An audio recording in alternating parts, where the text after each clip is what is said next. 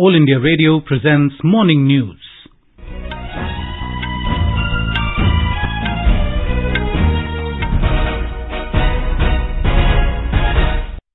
Good morning, I'm Sunil Verma and with me Subhadra Ramachandran. The headlines. Prime Minister Narendra Modi to launch Mission Life and participate in 10th Heads of Missions Conference at Kevadia today. Prime Minister to hold bilateral talks with UN Secretary General Antonio Guterres today. Competition Commission imposes penalty of more than 392 crore rupees on online travel firms for adopting unfair business practices.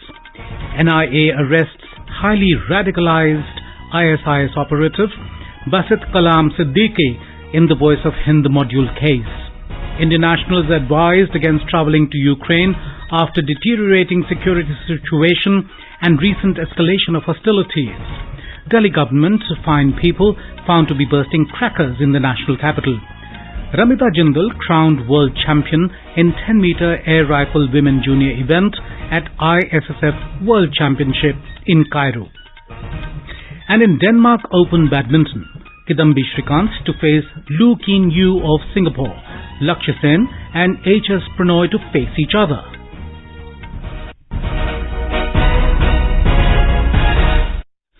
On the second day of his visit to Gujarat, Prime Minister Narendra Modi will participate in the 10th Heads of Missions Conference in Kevadia today. The Prime Minister will launch Mission Life in Kevadia in the presence of UN Secretary General Antonio Guterres. Later, the Prime Minister will inaugurate and lay the foundation stone for projects worth over 1,970 crore rupees at Viara in Tapi district of South Gujarat. We have more from our correspondent.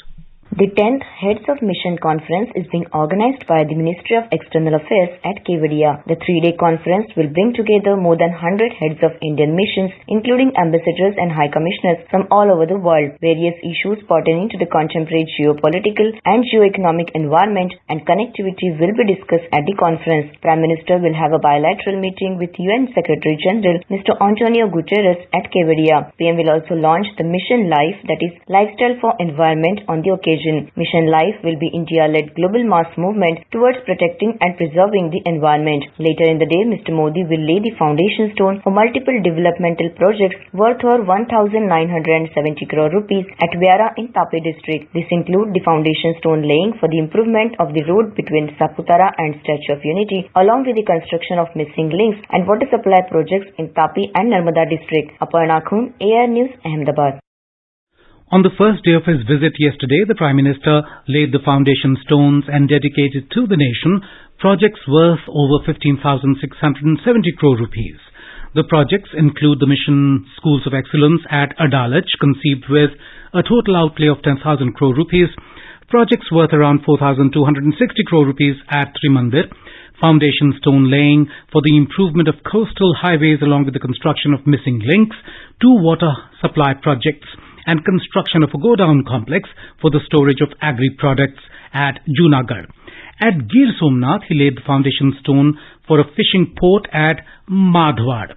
At Rajkot, the Prime Minister dedicated over 1,100 houses constructed under the Lighthouse project. Addressing a gathering in Junagadh, Prime Minister Modi said the government is focusing on the security and welfare of fishermen as well as strengthening coastal infrastructure. He said the double-engine government is focused on the holistic development of Gujarat's coastline, which was looked upon as a burden in history.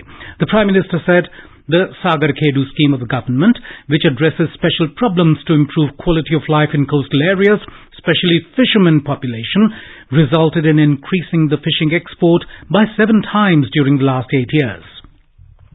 The Prime Minister said drone technology would also be proving beneficial for the fishermen in the coming times. The Prime Minister said the government is stressing upon port-led development, which will bring economic benefits to the people in the years to come. He said the coastal highways will boost tourism activities along with generating employment opportunities in the Saurashtra region. The Prime Minister talked about a series of initiatives the government has taken for the welfare of fishermen, farmers, women and youth during the last 20 years. He also lauded the farmers practicing natural farming. During his Rajkot visit, the Prime Minister said the government is moving with the mantra of developed Gujarat, for a developed India. He said, over the past 20 years, the industrial development of Gujarat has touched new heights. The Prime Minister informed that while on the one hand, the government gave thrust to industries and investment through the Vibrant Gujarat campaign, it took initiative to empower the village and the poor through Krishi Mahotsav and Gharib Kalyan Melas. He said, when the poor are empowered, they start making fast ways out of poverty. In the morning, the Prime Minister inaugurated the Deaf Expo 22 at Gandhinagar. He unveiled HTT-40, the indigenous trainer aircraft designed by Hindustan Aeronautics Limited, and launched Mission Deaf Space and laid the foundation stone of Disa Airfield in Gujarat. Speaking at the ceremony, Prime Minister Modi said that Deaf Expo is introducing Indian defence manufacturing capabilities to the world. ये देश का ऐसा पहला defence expo है जिसमें केवल भारतीय कंपनियां ही भाग ले रही हैं। केवल मेड इन इंडिया रक्षा उपकरण ही है। पहली बार किसी डिफेंस एक्सपो में भारत की मिट्टी से, भारत के लोगों के पसीने से बनी अनेक विध उत्पाद, हमारे ही देश की कंपनियां, हमारे वैज्ञानिक, हमारे युवाओं का सामर्थ्य आज हम लोह पुरुष सरदार पटेल की इस धरती से दुनिया के सामने हमारे सामर्थ्य का परिचय दे रहे हैं। Prime Minister Narendra Modi will hold bilateral talks with the UN Secretary General Antonio Guterres in Kevadia, Gujarat today. They will also pay floral tribute at the Statue of Unity. Antonio Guterres will join Prime Minister Modi at the launch of the Mission Life Lifestyle for Environment booklet, logo and tagline at the same venue. Yesterday, External Affairs Minister Dr. S. Jaishankar held bilateral meeting with Mr. Guterres at Ekta Nagar in Kevadia. Dr. Jaishankar said in a tweet that the two leaders exchanged views on pressing global concerns and challenges in multilateralism. Mr. Guterres, who is on a 3-day official visit to India, reached Gujarat yesterday. He will participate in the 10th Heads of Missions Conference at Kevadia today and visit 24/7 solar-powered village Modhera at the world-famous Sun Temple at Modhera in Mehsana. UN Secretary General will also interact with locals at Modhera. Mr. Guterres is visiting India for the first time since he commenced his second term. On the first leg of his visit, he paid tributes to the victims of 26/11 terror attacks at the Taj Mahal Palace Hotel in Mumbai yesterday. He also delivered address at IIT Mumbai on India at 75 UN-India Partnership, strengthening South-South cooperation. Competition Commission of India CCI has slapped penalties of more than 392 crore rupees on online travel firms including Make My Trip, GoIbibo and Oyo for adopting unfair business practices. The decision has been taken by the CCI against Make My Trip and GoIbibo for abusing their dominant position and also for having anti-competitive arrangement with Oyo. The CCI examined the parity obligation which MMT Go was imposing through price parity and room availability parity obligations on its hotel partners.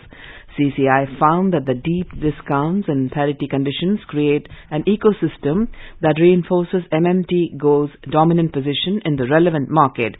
CCI observed that MMT Go is a dominant player in the relevant market and consumers heavily rely on results being shown on MMT Go's website.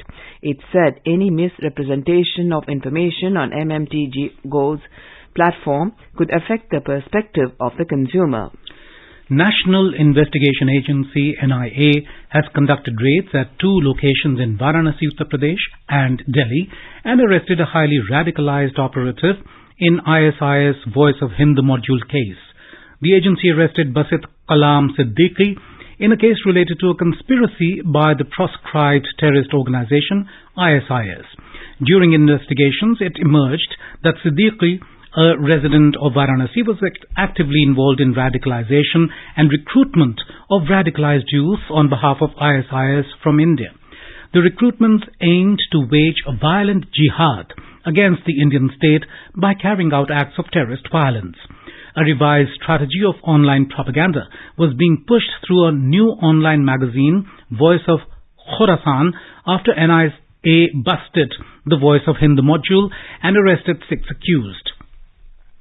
During its searches, the NIA seized incriminating articles such as handwritten notes related to fabrication of IEDs and explosive substances, mobile phones, laptops and pen drives. The case was registered suo motu by NIA in June last year. The government has announced that MSME enterprises will continue to avail all non-tax benefits of the category after an increase in terms of investment in plant and machinery. It clarified that if in case an enterprise sees an upward change in terms of investment in plant and machinery or equipment or turnover or both, and consequent reclassification, it can still avail all non-tax benefits of the category it was in before the reclassification. The benefits can be availed for a period of 3 years from the date of such upward reclassification. The decision has been taken after due deliberations with micro, small and medium enterprises stakeholders and is in line with the Atmanirbhar Bharat Abhiyan, which seeks to make India self-reliant in manufacturing. Non-tax benefits include benefits of various schemes of the government related to public procurement policy and delayed payments.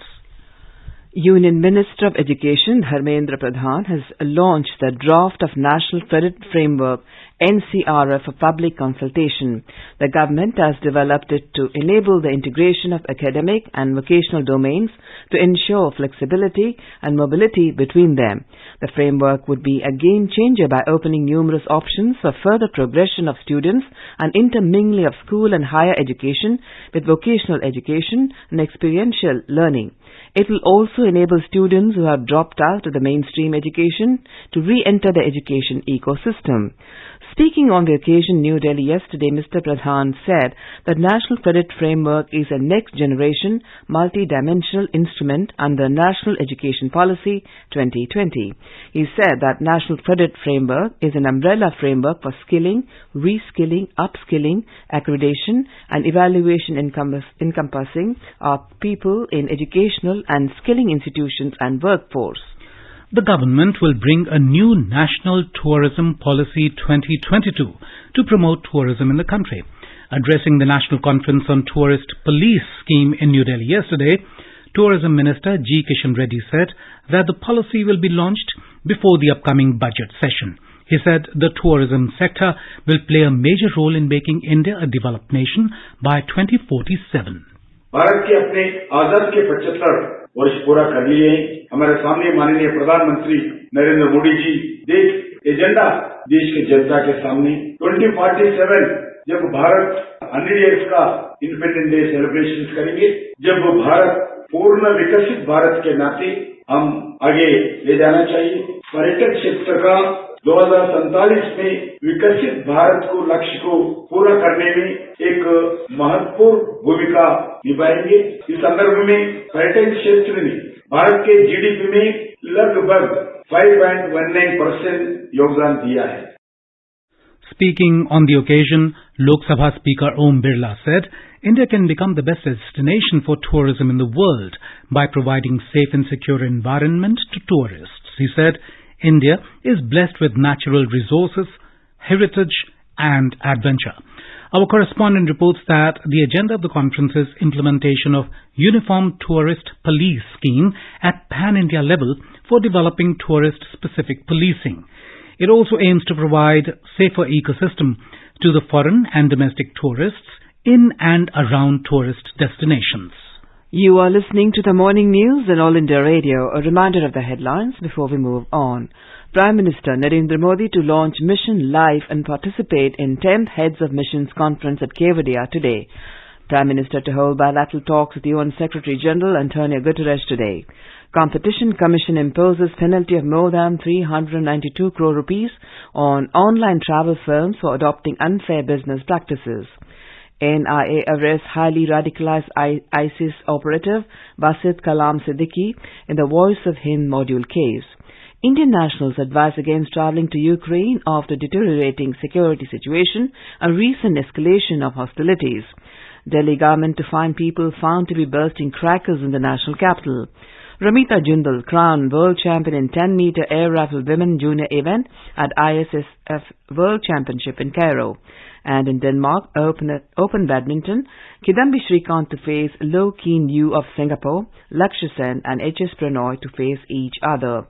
For quick news updates round the clock, follow us on our Twitter handle @AIR News Alerts. I am India. Look at me. Know my name. We're one of the most mega diverse countries on this planet. Our weddings, our fashion statements, they're all inspired by our silver screen heroes and heroines. A 75 years young India. What we are really going to see India become is a powerhouse. India 2.0. The Journey of India from 14th October every Friday at 7 p.m. in Hindi and 10 p.m. in English on DD National.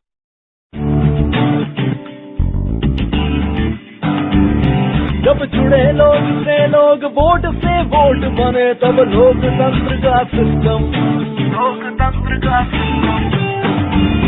जब जुड़े लोग से लोग vote से vote बने तब लोकतंत्र का सिस्टम मतदाता जुड़ते जाए बने तब ऐसा नया कनेक्शन मतदाता जुड़ते जाए बने तब ऐसा नया connection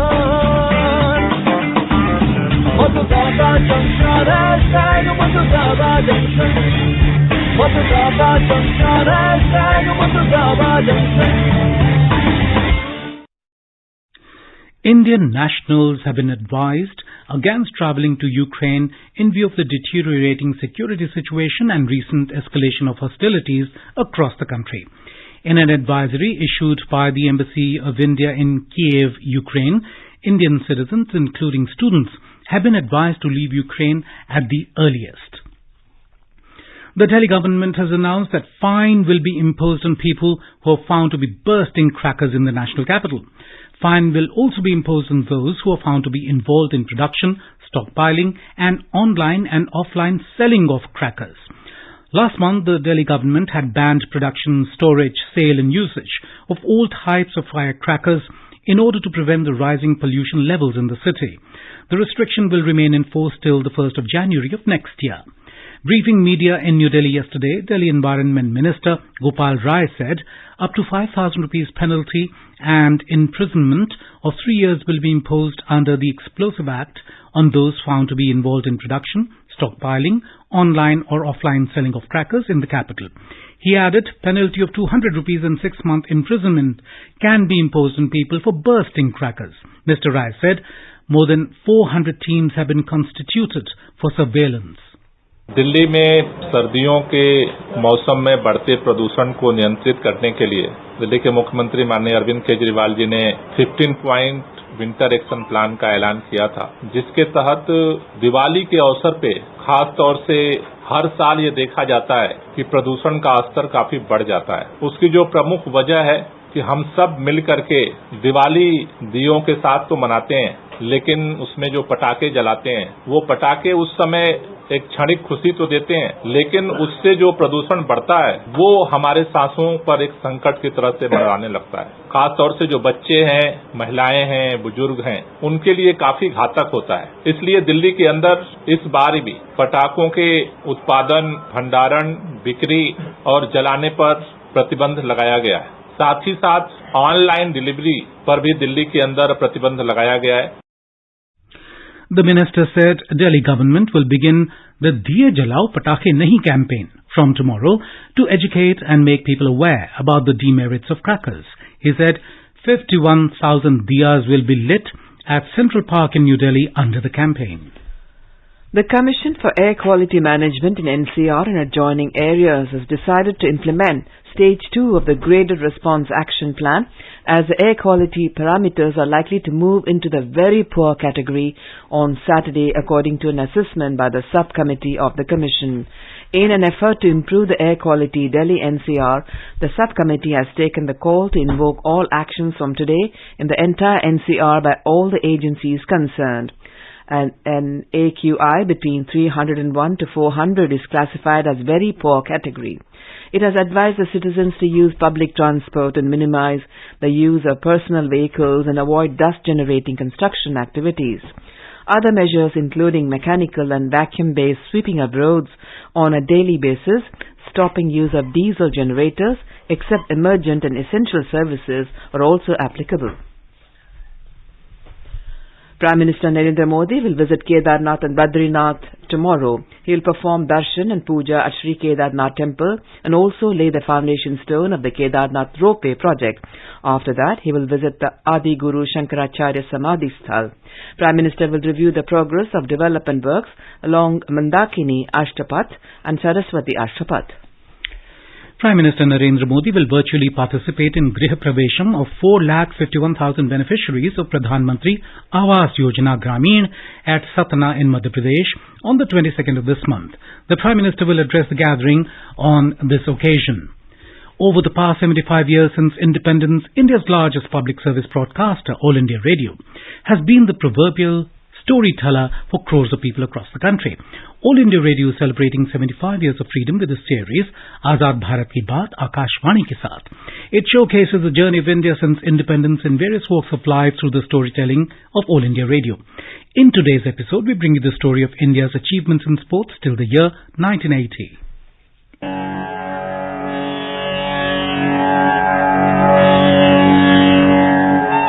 In the past 7 decades, we have come across many path-breaking moments that have considerably transformed the face of the country. For years, India has produced some legendary athletes who have scaled new heights, brought laurels for the country and made us proud. In today's episode, we are going to relive those unforgettable moments of the rich sporting history of India. It all began with independent India's first ever Olympic gold medal in the field of hockey in 1948. Beating Great Britain, the colonial rulers, in front of the mainly English fans in the capital city was the icing on the cake. On August 12, 1948, the Indian team bagged its first gold medal under the Indian tricolour. India had already won 3 Olympic hockey gold medals before independence, courtesy legends like Major Dhyan Chand, known as Hockey Ka Jadugar. Major Dhyan Chand says, India's hockey is best in the world.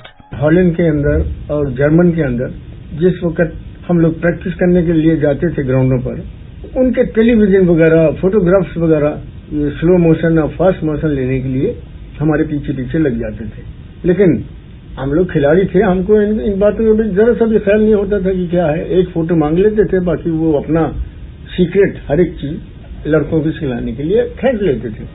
India continued its golden journey in hockey in 1952, Helsinki, 1956, Melbourne, 1964, Tokyo, and 1980, Moscow Olympics, with a total of 8 gold in Olympics. Another milestone in the initial years of independence was hosting the inaugural Asian Games in 1951. This first Asian Games was an Indian initiative which was intrinsically linked to the larger Indian self-image of being a major Asian power. In the year 1952, an unknown and unheralded wrestler from Goleshwar village in Maharashtra, Kashabha Jadhav, won the bronze medal in 52 kg bantamweight class freestyle wrestling at Helsinki Olympics, and thus became the first individual from independent India to win an Olympic medal. Jadhav remained the first and the only Indian to bag an individual Olympic medal for almost 44 years, until Leander Paes added another one in 1996. Rome Olympics in 1960 gave us a heartbreaking yet proud memory when the flying Sikh Milkha Singh lost out on the medal by just 0.01 second in a photo finish. Entering as a favourite to win the 400-meter race at the Rome Olympics, Milkha Singh made a strong story as millions of Indians hooked onto their radio sets witnessed the flying Sikh latched with hopes of an Olympic medal. जो gold medal मेरे हाथ से रोम Olympic में गिर गया, जो तिरंगा झंडा मैं नहीं लहरा पाया, जो नेशनल एंथम मैं नहीं बजा पाया, आप लोगों में से कोई न कोई ऐसा नौजवान उठना चाहिए जो गोल्ड मेडल 100 मीटर क्या होता है, 400 मीटर क्या होता है, मिल्खा सिंह को कुछ मालूम नहीं. इसका क्रेडिट जो है, आज मिल्खा सिंह का नाम अगर दुनिया भर में है या इंडिया का नाम दुनिया भर में है, तो इसका क्रेडिट मैं आर्मी को देता हूं. Milkha Singh won the Asian Games gold medal in 200 meters and 400 meters and became the first Indian to win a gold medal at the Commonwealth Games in 1958. Indian hockey wrote a historic chapter in 1975 in Kuala Lumpur when the Indian team lifted its only World Cup, beating arch-rival Pakistan by 2-1 in a thrilling final. It was a memorable day for all Indians when most people heard an enlivened commentator, Jasdev Singh and Melville de Mello, saying, "Bharat Vishwa Hockey Champion hai." Abbas भारतीय team है और उन्होंने centre की, लेकिन उससे पहले सुरजीत ने खूबसूरती से अजीत पाल ने गेंद अपने टीम में से बाहर कर दी बाएं फ्लैंक में और ये खेल खत्म। भारत 2-1 से जीत गया। भारत विश्व हॉकी चैंपियन है। और ये समाचार मैं मेलविल de Mello के साथ आपको कोलालमपुर से देता हूँ 2-1 से। In badminton, year 1980 was the most prominent when 24-year-old Prakash Padukone created history and became the first Indian to win the All England Open at Wembley Stadium. Tomorrow, in the next edition of Sports Series, we will take you to the India's journey of sports from 1980 to 2013. Sports news now. In Denmark Open Badminton, Kidambi Srikanth will face Loh Keen Yew of Singapore in the men's singles category, while Lakshya Sen will face fellow Indian shuttler H.S. Pranoy in the round of 16 today.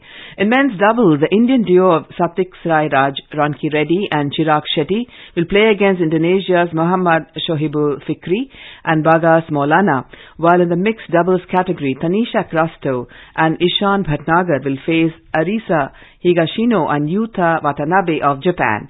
In women's doubles, Pulela Gayatri Gopichand will, with her partner Teresa Jolly, will play against Jongkol Fan Kitty Tarakul and Ravinda Prongjoyjai of Thailand.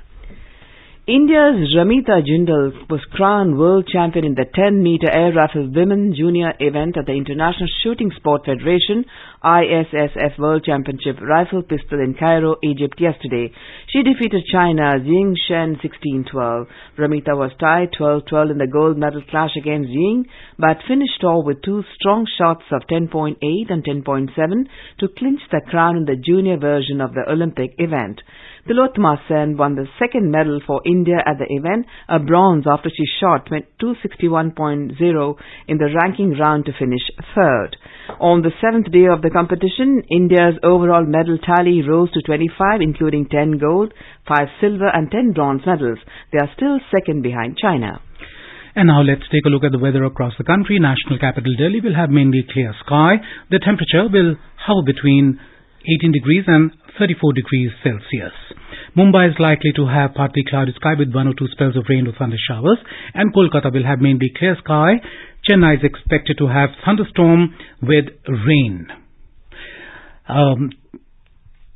Bengaluru and Thiruvananthapuram will have generally cloudy sky with 1 or 2 spells of rain or thunder showers, and in northeast, while Guwahati will have partly cloudy sky with haze, Agartala is likely to have partly cloudy sky with the possibility of moderate rain or thunderstorm, and Gangtok will have mainly clear sky, becoming partly cloudy towards evening or nights. And now an overview of today's newspapers. China blocks India-US move to sanction LET terror leaders at the United Nations Security Council, reports the Tribune. 30,000 grab seats in 4 hours as Delhi University admissions open, writes Hindustan Times. People who burst firecrackers in Delhi during Deepavali will be fined 200 rupees and could face imprisonment up to 6 months, writes a Hindu. Microsoft chairman and CEO Satya Nadella has been quoted in the Economic Times as saying that the world is experiencing a once-in-a-lifetime change in how we work and will not go back to the way it was in 2019. FSSAI has laid guidelines that whole wheat bread must have minimum 75% and brown bread at least 50% whole wheat for them to be labelled as such, reports the Times of India. And finally, a shocking study has found that 2% of all fishing gear ends upon the ocean floor. The amount of long-line fishing gear littering the ocean each year can circle the earth more than 18 times within 65 years, warns the study published in the Pioneer. And now, before we end the bulletin, the headlines once again. Prime Minister Narendra Modi to launch Mission Life and participate in 10th Heads of Missions Conference at Kevadia today. Prime Minister to hold bilateral talks with UN Secretary General Antonio Guterres today. Competition Commission imposes penalty of more than 392 crore rupees on online travel firms for adopting unfair business practices. NIA arrests highly radicalized ISIS operative Basit Kalam Siddiqui in the Voice of Hind module case. Indian nationals advised against travelling to Ukraine after deteriorating security situation and recent escalation of hostilities. Delhi government to fine people found to be bursting crackers in the national capital. Ramita Jindal crowned world champion in 10-meter air rifle women junior event at ISSF World Championship in Cairo. And in Denmark Open Badminton, Kidambi Shrikant to face Loh Keen Yew of Singapore, Lakshya Sen and HS Pranoy to face each other. And with that we end the morning news. Have a nice day.